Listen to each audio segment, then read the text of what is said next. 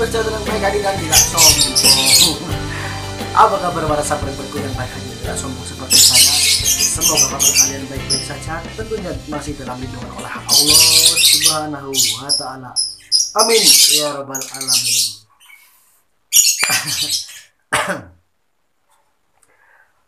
Kali ini saya membuat konten karena banyak banget request masuk di WhatsApp, di YouTube, ya di Facebook ya teman-teman ya. Jadi gue juga tahu nih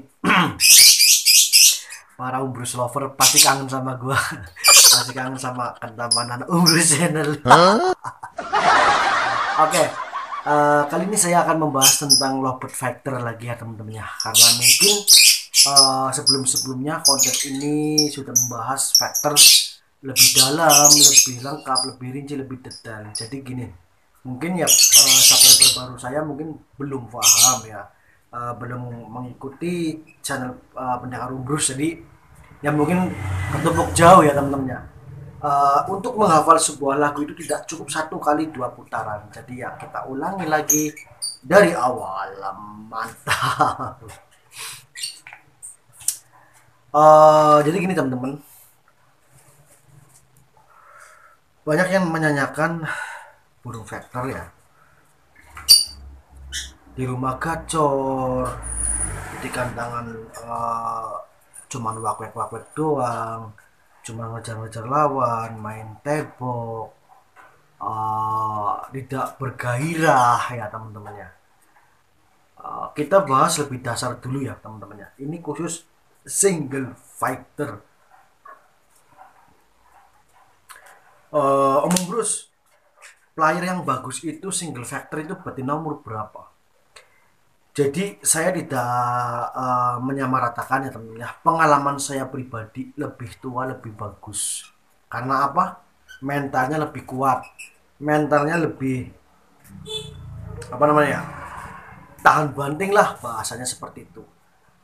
Omong Bruce yang umur lepas paut gimana? Kalau lepas paut saya sarankan kalau mau lari ke single factor ya single factor, tapi nunggu kira-kira itu 1 tahun up umurnya teman-teman. Kenapa? Karena kadang burung lepas balibu itu ketemu burung-burung tua, ketemu burung-burung durasi panjang, ketemu burung-burung yang sangar, katakanlah dia bukannya nggak berani, tapi dia menyimak, merekam ya teman-teman, merekam durasi, merekam tingkah laku di gantangan ya, merekam apalah pokoknya adaptasi juga, namanya juga lepas paut, pengalamannya masih 0 teman-teman ya, seperti itu. Kita bahas lebih dasar dulu teman-teman ya. Saya sarankan nih, ini saya sarankan cari durasi yang minimal 40, 35 atau 1 menit sekalian. Ini saran dari saya. Om Bruce, kalau burung saya durasinya pas-pasan 15 detik, 20 detik, gimana Om Bruce? Tenang saja, nggak apa-apa, pola aja nggak apa-apa, jangan takut. Yang penting kita memprosesnya dengan baik, kita konsisten ya teman-teman ya. Soal durasi, insya Allah kalau burung tersebut bakat, burung tersebut memang benar-benar cerdas, nanti akan panjang seiring berjalannya waktu. Pas naik gantangan, ketika pas birahi dan emosinya stabil, burung tersebut nanti akan mengeluarkan durasi yang maksimal. Tapi saya tidak menjamin menitan, karena apa? Di dunia ini tidak ada bim salah bim namanya. Selalu proses dan proses gitu. Nih langsung masuk ke intinya. Ya saya sarankan umur dari 1 tahun lah ya, bagus, lebih bagus 2 tahun teman-teman ya. Terserah teman-teman mau pakai yang sistem mentil, kalau sistem tengah, ngekek tengah ya terserah teman-teman itu. Saya sarankan ya pokoknya yang durasinya dapat aja lah ya teman-teman ya. Gini teman-teman, perawatan dasarnya itu teman-teman langsung aja ke millet polos.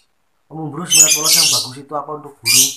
Kalau dikasih milti, kalau dikasih yang kemasan itu bagus enggak? Kalau menurut saya pribadi yang kiloan saja ya, lebih bagus kiloan yang higienis, yang bersih.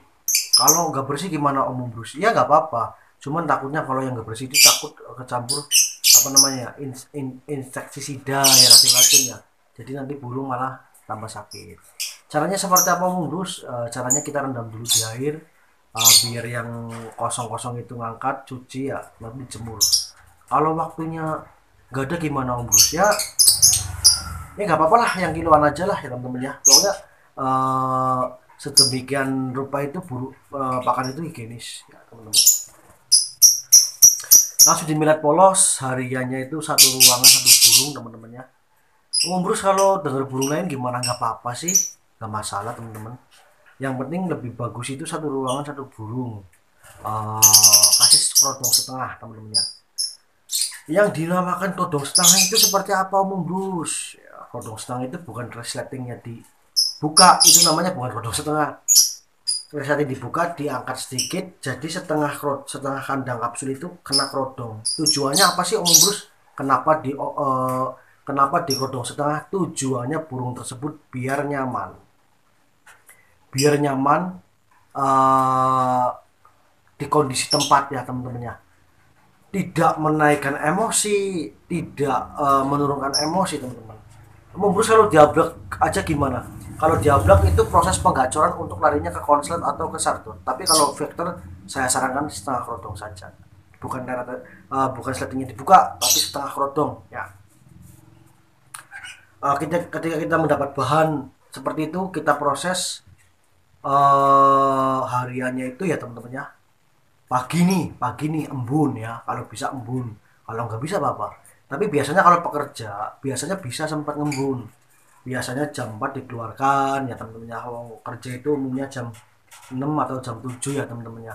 Kita ngenainkan saja, bisa disemprot, bisa biar mandi sendiri. Kalau pekerja yang waktunya cuman minim, semprot saja yang basah nggak apa-apa teman-teman. Nanti masuk lagi ke rumah, potong setengah lagi. Milatnya polos juga teman-temannya. Untuk extra fooding janganlah, kalau menurut saya pribadi. Nanti di lapangan saja extra foodingnya, cukup jagung aja. Dan jagung pun teman-teman harus ingat, harus dikupas ya teman-temannya. Kenapa Om Brus harus dikupas? Karena getah jagung tersebut nanti nempel di paruh ya teman-teman, itu memberikan rasa lengket. Kenapa burung dikasih jagung itu dadakan naik kandang itu biasanya menggaru-garukan paruhnya ke tangkringan, menggaru-garukan ke jeruji. Itu sangat mengganggu sekali, membuang-buang waktu di atas gantangan teman-teman ya. Yang lebih bagus itu dikupas biar dapat intinya buahnya ya, kulitnya itu dikupas dulu. Kalau nggak mau burung saya giras gimana Om? Nggak apa-apa, dikasih pakan aja dari rumah, jangan di kandangan.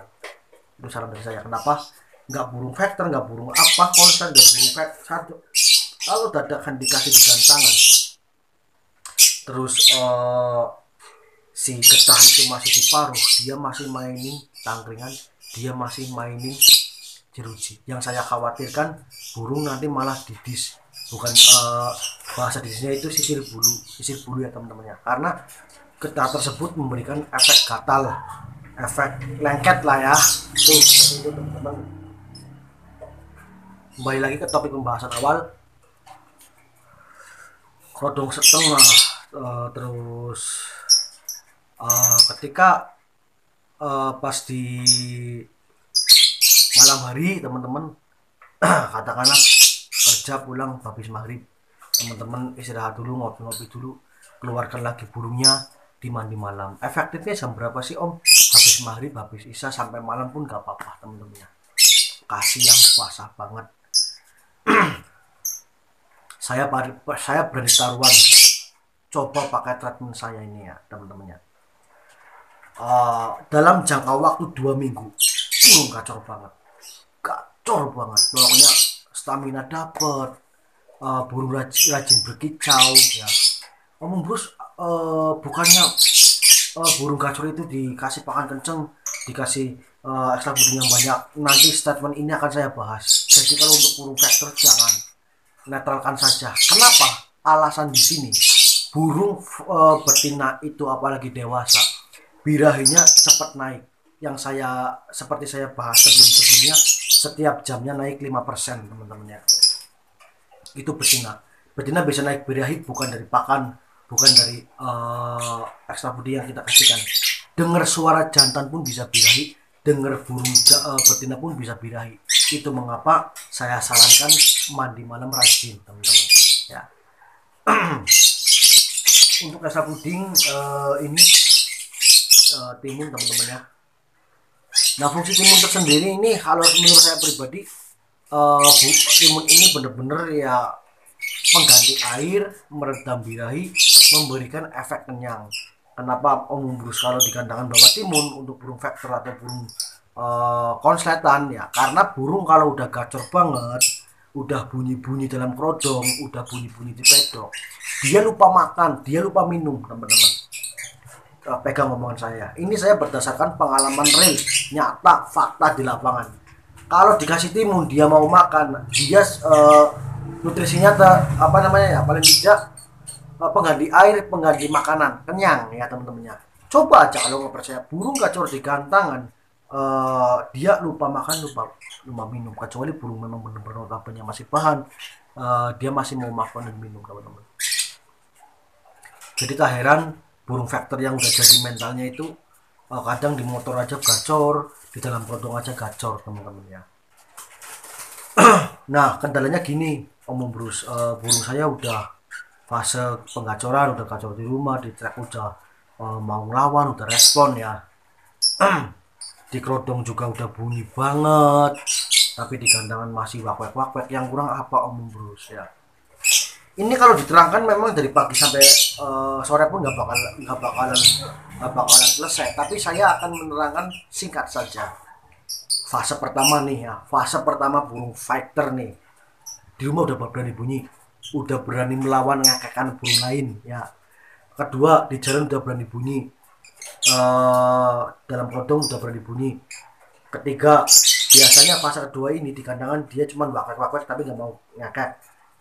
Ketiga, burung udah berani bunyi dalam kerodong, udah respon suara burung lain di suasana gantangan. Biasanya burung seperti ini digantang dia masih patroli dalam arti patroli itu masih patroli tangkringan, dia masih wakwek. Sebenarnya dia burung sebenarnya udah jadi, cuman mentalnya belum jadi, belum nyaman, belum tahu apa yang harus saya lakukan. Karena burung lovebird itu burung cerdas, kategorinya burung cerdas. Kalau kita dilatih sirkus, dia bisa sirkus, bisa masukin bola, bisa masukin koin ke dalam ini dan lain sebagainya. Kalau kita latih gantangannya, dia latih biar ngekek, gimana caranya.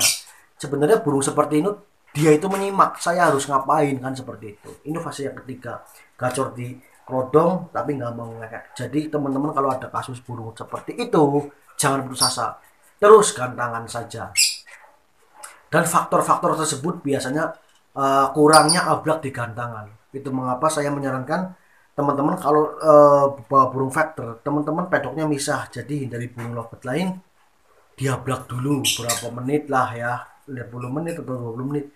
Biar burung tersebut itu tahu, oh saya di sini, oh saya berangkat di gantangan ya teman-temannya. Jadi nanti pas di kerodong lagi, setengah kerodong aja, jangan kerodong full ya. Kalau sampai gantangan saya sih setengah kerodong. Dia nanti nggak kaget ketika dia naik, nanti langsung bunyi. Dia mengeluarkan bakat yang di dalam kerodong itu di gantangan. Itu versi saya. Itu real saya lakukan teman-temannya. Itu yang fase keempat teman-temannya. Nah, fase kelima, burung udah berani bocor di gantangan. Karena dengan proses yang konsisten, proses yang sabar teman-temannya, insya Allah akan ada hasil. Tidak akan ada usaha mengkhianati hasil teman-teman. Jadi teman-teman kalau untuk burung vector yang gacor di kerodong, gak berani melawan burung, itu sebenarnya teman-teman udah di fase keempat, teman-teman udah berhasil. Itu tinggal door saja di gantangan teman-teman. Itu trik dari saya teman-teman. Kalau burung vector itu kalau pas gantangan itu digablak dulu 20 menit atau 15 menit. Jadi dia tahu, biarkan aja dia bocor, nggak apa-apa. Karena kita itu fase pelatihan, kecuali nanti memang sudah prestasi, kecuali memang udah maksimal, teman-teman main kerodong aja nggak apa-apa. Karena apa? Dia sudah terlatih, teman-teman. Itu mengapa nih burung vector nih ya, pengalaman saya pribadi nih. Burung di rumah cenderung diam.